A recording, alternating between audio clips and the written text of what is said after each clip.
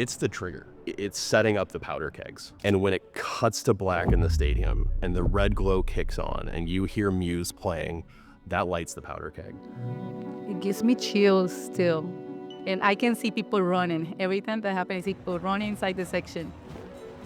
It's very surreal. Watching everybody come together in that moment, that's definitely something to be proud of. I still get chills every time the lights go out and everything starts to glow city red. You hear the instant feedback from 22,000 people of just being so proud of the moment that we're all living in together. People know. All 22,000 people know what happens next. They're ready for it, and it takes off.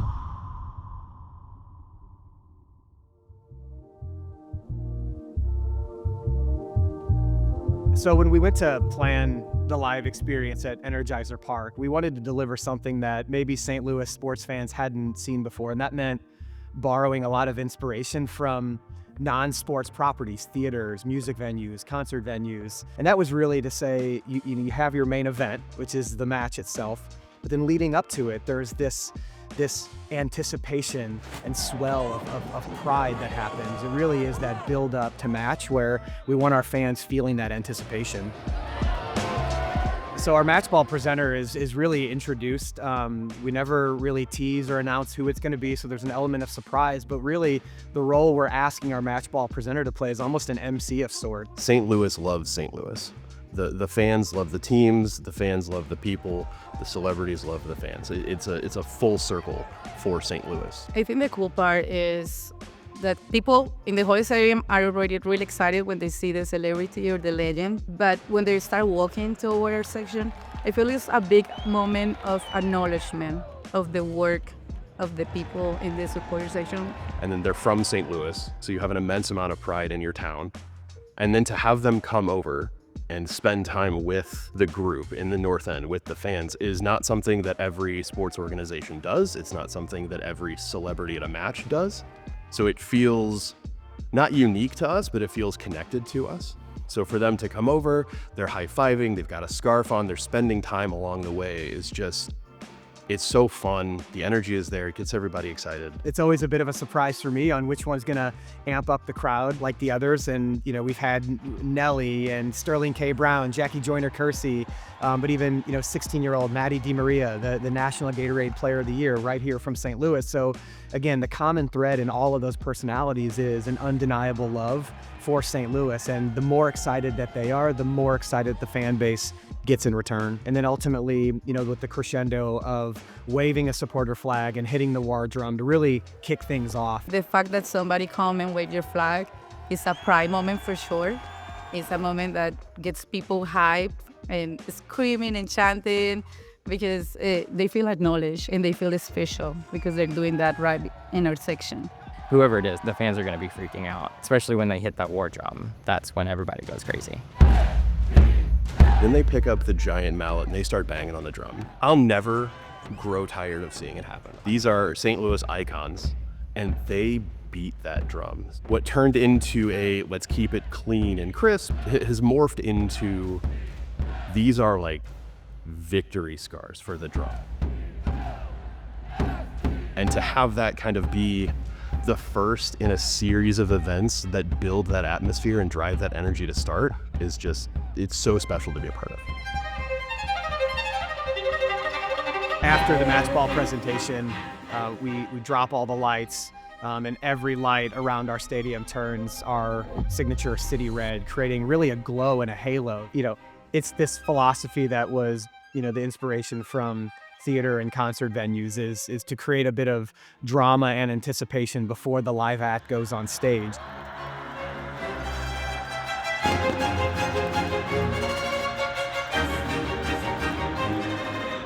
And it really is just a way to create, like a concert-like environment, one that really unites us all in the same color, the same glow, and we're all part of the same experience. And it's kind of the start of the stadium coming together. People are getting drinks, people are still out in the concourse, they're making their way in, but that's the part, that's the moment in the beginning of the game, or the beginning of the show, that people know what's happening next. And that's where they want to be. They want to be in their seat, standing of course, ready for it. And that's the trigger that gets people there. So we'll look around, because we're on the platform and we're doing our final instrument checks and our sound and everything. And we're looking around. It's like, well, that section's empty. That section's kind of empty. People are filing in.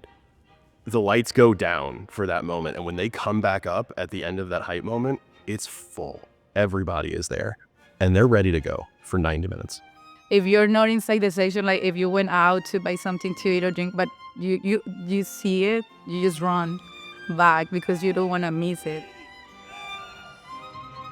I think it's something that gets people really excited. It's like a moment of, is when you start getting excited about the game.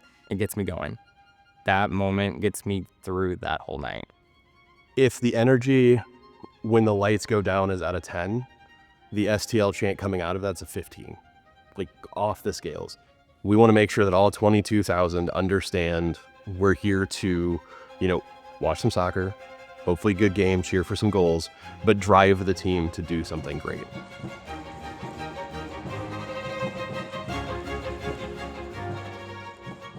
One of the things that we didn't choreograph or plan at all was, as the players walk out and proceed out of our center tunnel, 22,000 fans started cheering STL in unison, and they do it for minutes.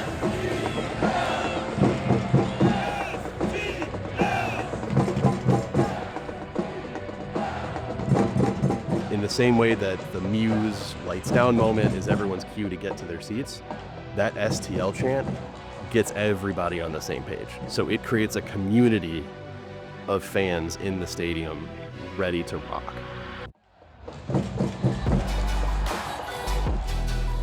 The idea that we needed a pregame moment that was a curated song or something written for the club, or having, a band from the area write a ballad, like those would all be cool.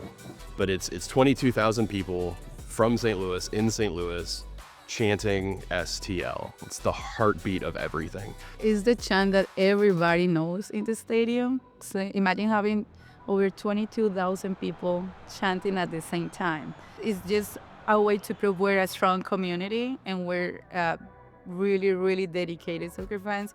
Having 22,000 people chanting it, I think of away, like visitors from the away teams, hearing that, it will give me the chills even if I'm not from St. Louis. So it's a pride moment that shows that we come together strong, that we're serious about our love for our team.